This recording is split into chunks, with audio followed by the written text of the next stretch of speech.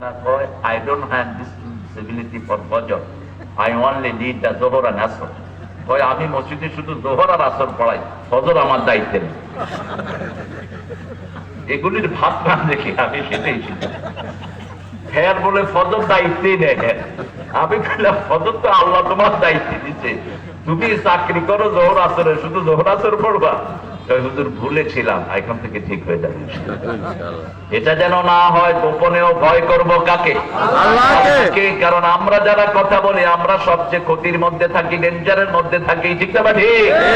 আমরা যারা কথা বলি আমাদের যে কি ভয়ানক সামনে অপেক্ষা করছে। রাসূল বলছেন, বুখারীর বর্ণনা, একজন লোক তাকে জাহান্নামে শাস্তি দেয়া হলো, তার পেটের নাড়ি ভুড়ি সব তার শরীরের চারিদিকে ঘুরতেছে। অন্য জাহান্নামীরা তাকে দেখতে আসলো, চিৎকার করছে, বেধড়ক চিৎকার। দেখতে এসে অন্য জাহান্নামীদেরও শাস্তি হচ্ছে, কিন্তু তারা তার শাস্তি দেখে দেখতে এসেছে তাকে। কেন তোমার এই অবস্থা হলো? তাকে বলা হলো, তুমি তো সৎ কাজের আদেশ করতা, তুমি অসৎ কাজ থেকে আমাদেরকে নিষেধ করতা, তোমার এই অবস্থা হলো কেন? তিনি বললেন, আমুরুনা বিল মারুফ ওয়া নাহি, আমি সৎ কাজের আদেশ করতাম কিন্তু আমি নিজে করতাম না। আমি অসৎ কাজ থেকে নিষেধ করতাম কিন্তু সেটা থেকে আমি বিরত হতাম না। এই জন্য আজকে আমাকে আল্লাহ এই শাস্তি দিয়েছে। আল্লাহ আমাদের, আমরা যারা কথা বলি আমাদেরকে মাফ করে দিয়ে। খুব ডেঞ্জার অবস্থা কি আমরা, কি নিয়ে চিন্তা করে ক্যামেরা নিয়ে দৌড়াইতে থাকে হুজুরগুলো। ক্যামেরা ক্যামেরা উঠা, মূর্খ। কিসের ক্যামেরা নিয়ে দৌড়াস? কিসের ইউটিউব আর ফেসবুক? লাঠি মারে এগুলোর কপালে। ফেসবুক দেখে দেখে পোলাপান অধিকাংশ খারাপ হচ্ছে না ভালো? কথা বল না কেন? আজকে প্রাইমারির পোলাপান বিড়ি খায়, আজকে দেখেছি। আজকে প্রাইমারির ছেলে ক্লাস 67 হবে, বিড়ি ধরাইছে।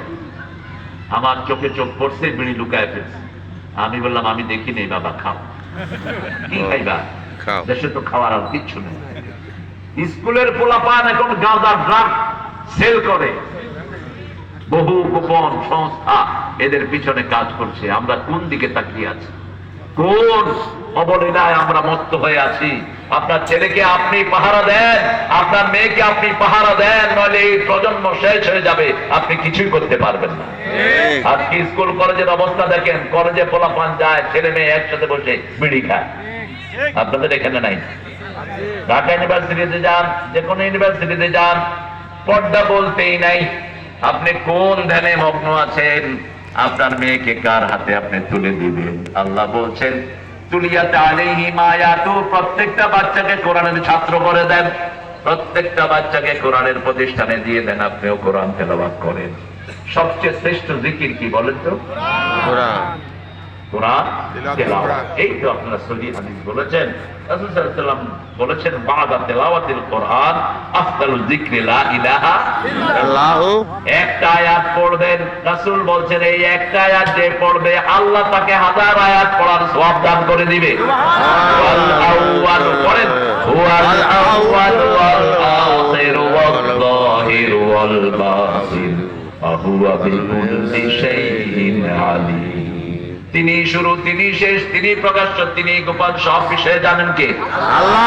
এই আয়াতটা যে একবার পড়বে 1000 আয়াতের সওয়াব আল্লাহ তাআলা মোল্লামাই দিয়ে দিবে। সুবহানাল্লাহ। ক্লাস একবার পড়বে 10 পড়ার সওয়াব আল্লাহ দান করে দিবে। সুবহানাল্লাহ। এর চেয়ে বেশি সওয়াবের কোন জিকির দুনিয়াতে নাই। রাতে একবার পড়বে অর্ধেক কোরআনের সওয়াব তারা মোল্লামাই উঠে যাবে। সুবহানাল্লাহ। আর বর্ণনায় বলেছেন সূরা জিলজাল যে একবার পড়বে অর্ধেক কোরআনের সওয়াব আল্লাহ তাকেও দান করে দিবে। সুবহানাল্লাহ। এগুলো আমাদের জন্য।